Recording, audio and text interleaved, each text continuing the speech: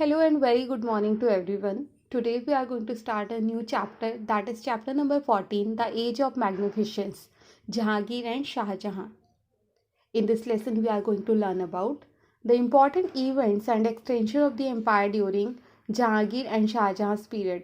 तो जब जहांगीर और शाहजहां ने रूल किया तो क्या इंपॉर्टेंट इवेंट्स हुए, the main features of the reign of the above mention rulers. और जब इन दोनों रूलर्स ने रूल किया तो क्या फीचर्स थे इनके रूल करने के।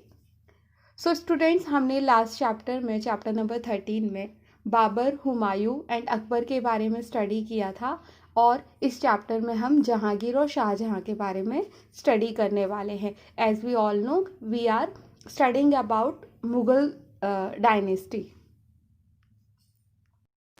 During his reign Akbar had consolidated and organised his empire efficiently.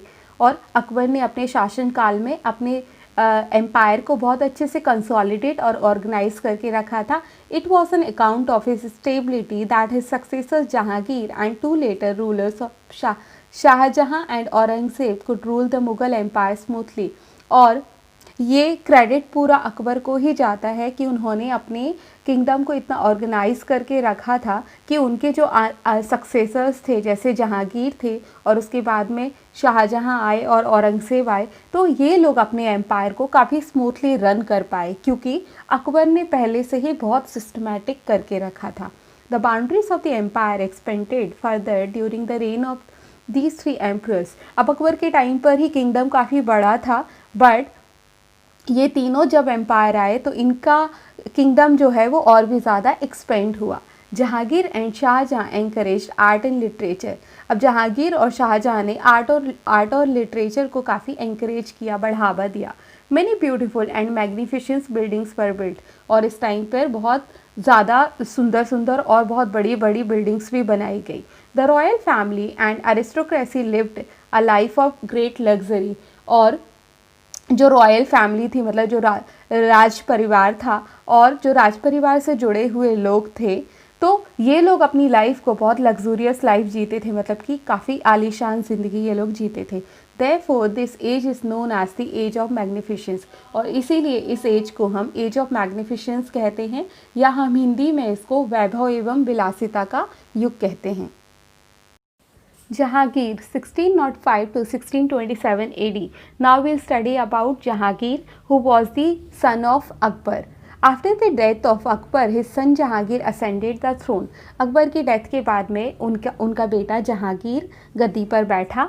He was not as sharp as his father was. लेकिन वो उतना इंटेलिजेंट नहीं था, शार्प माइंडेड नहीं था जितना कि अकबर थे। He was fond of painting and literature. उसको पेंटिंग और लिटरेचर का बहुत शौक था। Soon after ascending the throne, Jahangir's son Khusro revolted against him. He was defeated and imprisoned.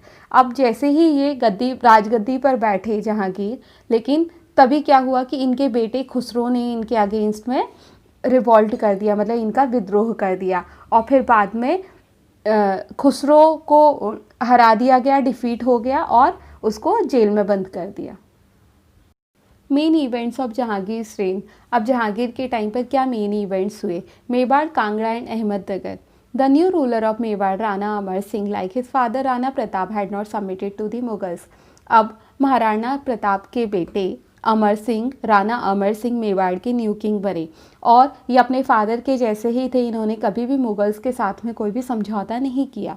Jahangir signed a treaty with Rana Amar Singh on very liberal terms. अब जहांगीर ने क्या किया कि बहुत ही लिबरल टर्म्स पे राणा अमर सिंह के साथ में ट्रीटी साइन कर ली and thus established peace to the long struggle between Mughals and Mewar. और इसी के साथ में जो मेवाड़ और मुगल्स में इतने लंबे समय से जो स्ट्रगल चल रहा था, झगड़ा चल रहा था, इस ट्रीटी के साथ में ये खत्म हो गया।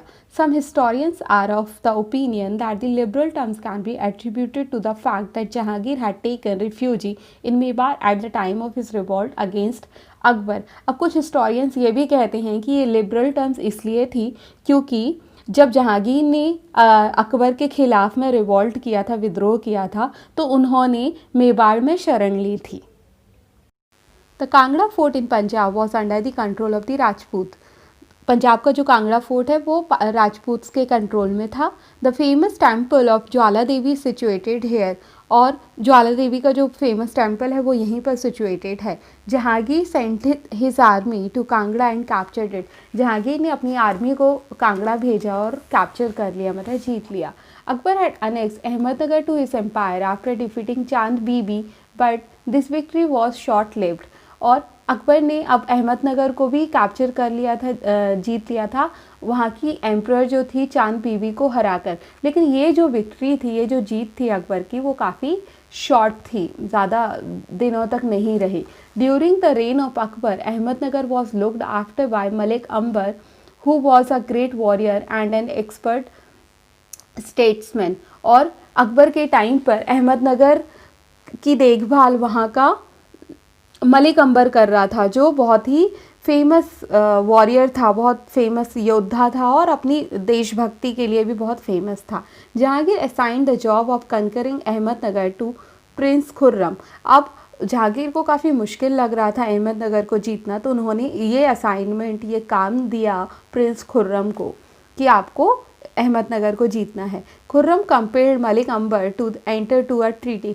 अब खुर्रम ने मजबूर कर दिया मलिक अंबर को कि मलिक अंबर ने एक ट्रीटी साइन कर ली इनके साथ। For this achievement Jahangir endowed prince Khurram with the title of Shahjahan. तो इस अचीवमेंट के लिए, इस जीत के लिए जहांगीर ने प्रिंस खुर्रम को एक नाम दिया और वो नाम था Shahjahan. Even then till the death of Malik Ambar Ahmednagar could not be acceded to the Mughal empire. और जब तक मलिक अंबर की डेथ नहीं हो गई तब तक मुग़ल एम्पायर अहमदनगर को पूरे तरीके से अपने कंट्रोल में नहीं कर पाया था। Enmity with the Sikhs. Jahangir was angry with the Sikh guru Arjun Dev because he had financially help prince Khusro to revolt against him. अब जहांगीर सिख गुरु अर्जुन देव से बहुत ज़्यादा नाराज़ थे क्योंकि अर्जुन देव ने प्रिंस खुसरो की फाइनेंशियली हेल्प करी थी जब प्रिंस खुसरो ने जहांगीर के खिलाफ विद्रोह किया था। Guru Arjun Dev was fined heavily but the guru refuse to pay the fine. अब इन्होंने क्या किया कि गुरु अर्जुन देव पर फ़ाइन लगा दिया, कोई पनिशमेंट दे दिया, मॉनेटरी टर्म्स में इनसे कुछ फ़ाइन लेना चाहा, लेकिन गुरु ने मना कर दिया कि हम नहीं देंगे। He was arrested and tortured to death. उसके बाद में गुरु अर्जुन देव को अरेस्ट कर लिया गया और उन्हें इतना टॉर्चर किया गया कि उनकी डेथ हो गई। This incident shock the peace loving Sikhs and they turn against the Mughals. और ये जो इंसिडेंस हुआ, तो इस इंसिडेंस से, इस घटना से जो सिख थे, जो काफ़ी शांति प्रिय थे, तो ये लोग बहुत गुस्से में आ गए और मुगल्स के ये अब दुश्मन बन गए। Struggle with the Afghans. The Kandahar province of Afghanistan was captured by the ruler of Iran. अब अफगानिस्तान का जो कांधार प्रोविंस था वो ईरान के रूलर ने कैप्चर कर लिया था, जो पहले मुगल्स के पास था। This was a great loss to Mughal empire because the city of Kandhar was very important for trade with west India. अब जब मुगल एम्पायर ने इस प्रोविंस को लूज़ किया तो ये उनके लिए बहुत बड़ा लॉस था, क्योंकि कांधार जो था वो बहुत ही इम्पॉर्टेंट था ट्रेड के लिए, बिजनेस के लिए वेस्ट एशिया के साथ। Jahangir tried to recapture Kandhar but was not successful. तो जहांगीर ने बहुत कोशिश करी कि कांधार को रिकैप्चर करे, फिर से जीत ले, लेकिन वो सक्सेस नहीं हो पाए। Revolt of Prince Khurram. Prince Khurram was worried over the fact that one of his brothers be declared the successor of Jahangir, so he revolted against his father. Jahangir sent Mahabad Khan to suppress the revolt. अब Prince Khurram को बहुत tension थी कि उसका कोई भाई जहांगीर का successor बन जाएगा, मतलब नेक्स्ट किंग बन जाएगा। प्रिंस खुर्रम खुद नहीं बनेगा, उसका कोई भाई बनेगा। तो उसने अपने फादर के खिलाफ विद्रोह कर दिया। इस विद्रोह को ख़त्म करने के लिए, सप्रेस करने के लिए जहांगीर ने महाबत खान को भेजा। Relations with the Portuguese and British. The Portuguese were not satisfied with their trade in India. They became pirates and started attacking the Indian ships.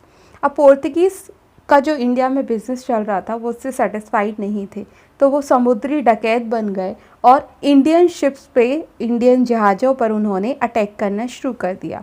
Jahangir became very angry. Jahangir को जब ये बात पता चली तो उन्हें बहुत गुस्सा आया। When the Portuguese were not ready to correct themselves, he forbade them to trade with the Indians.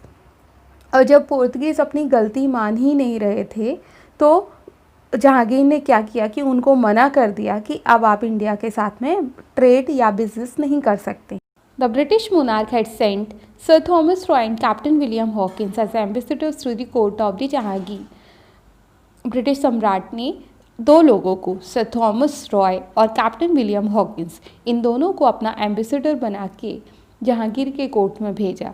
Sir Thomas Roy try to obtain permission from Jahangir to trade with India. Sir Thomas Roy ने कोशिश करी कि वो जहांगीर से permission ले कि Britishers India के साथ बिजनेस कर पाएँ। Captain Hawkins stayed at Agra for 3 years और कैप्टन हॉकिंस आगरा में 3 साल रुके। He had written a vivid account of Mughal empire और उन्होंने अपनी यात्रा के विवरण में मुगल एम्पायर के बारे में बहुत ही ब्यूटीफुली बताया है।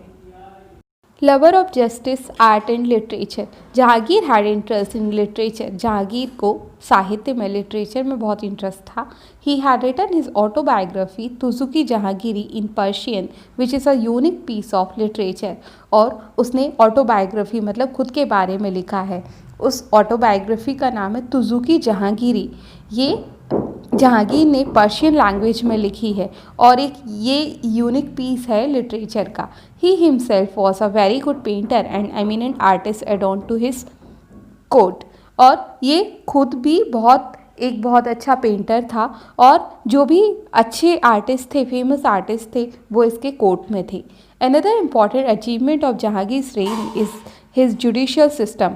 इसके अलावा जहांगीर का एक और अचीवमेंट है कि उसका जुडिशियल सिस्टम बहुत अच्छा था, बहुत स्ट्रांग था। A golden chain with bells was hung on the wall of the palace and any agreed person could pull the chain and ask for justice from the emperor। तो इन्होंने क्या व्यवस्था करी थी कि जो इनका पैलेस था उसकी दीवार पर एक सोने की चेन लगी हुई थी और उसमें एक घंटी बजी हुई थी। तो जिस भी पर्सन को न्याय चाहिए होता था, जस्टिस चाहिए होती थी, तो वो लोग आके इस घंटी को बजाते थे और उसके बाद में एम्परर इनकी बात को सुनता था। Jahangir also consumed a lot of liquor. This habit had made him pleasure-seeking and dull. Slowly, he lost interest in administrative matters. अब लेकिन जहांगीर की एक बुराई भी थी कि वो बहुत ज़्यादा शराब पीने लगे थे और ये जो हैबिट है ये उनको बहुत ज़्यादा कमज़ोर बना रही थी। धीरे धीरे उनका अपने काम में भी मन नहीं लगता था और एडमिनिस्ट्रेटिव मैटर्स में भी उनका पूरा इंटरेस्ट ख़त्म हो चुका था। नूरजहाँ, जहांगीर मैरिड नूरजहाँ इन 1611 AD।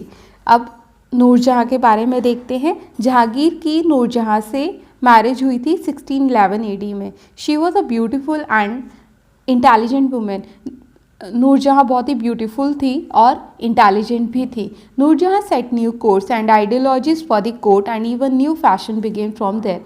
अब नूरजहाँ काफ़ी एक्टिव थी अपने किंगडम, राज्य के कामों में और उन्होंने कुछ नए नए नियम्स वगैरह और आइडियोलॉजी सब शुरू कर दी थी कोर्ट में और कुछ फैशन भी चलने लगा था। She invented the rose perfume. उन्होंने रोज़ परफ्यूम को इन्वेंट किया। Nurjahan was very capable and looked after the administration very effectively. अब नूरजहाँ बहुत ही कैपेबल थी। She was very beautiful, she was very intelligent as well as she was very capable. तो उन्होंने administration को बहुत अच्छे से देख रही थी और बहुत अच्छे से संभाल रही थी। Jahangir sought her advice in all important matters. Jahangir हर इम्पॉर्टेंट काम में नूरजहाँ की एडवाइस लेते थे। लेटर नूरजहाँ से influence in administration increase to such an extent that the royal farmans were issued in her name. और उसके बाद में धीरे धीरे नूरजहाँ का इतना ज़्यादा कंट्रोल होने लगा एडमिनिस्ट्रेशन पर कि अब जो रॉयल फरमान निकलते थे वो भी नूरजहाँ के नाम पर ही निकलने लगे। इवन कॉइन्स पर stuck in her name. Even जो कॉइन्स हैं उनमें भी नूरजहाँ का नाम स्टक होने लगा। Jahangir died in 1627 AD। 1627 AD में जहांगीर की डेथ हो गई थी। So friends, it was all for today's class. I hope you enjoyed video. अगर आपने अभी तक मेरा चैनल सब्सक्राइब नहीं किया है तो जल्दी से सब्सक्राइब कर दीजिए और वीडियो को लाइक भी कर दीजिए। मिलते हैं नेक्स्ट वीडियो में। Thank you, bye and take care.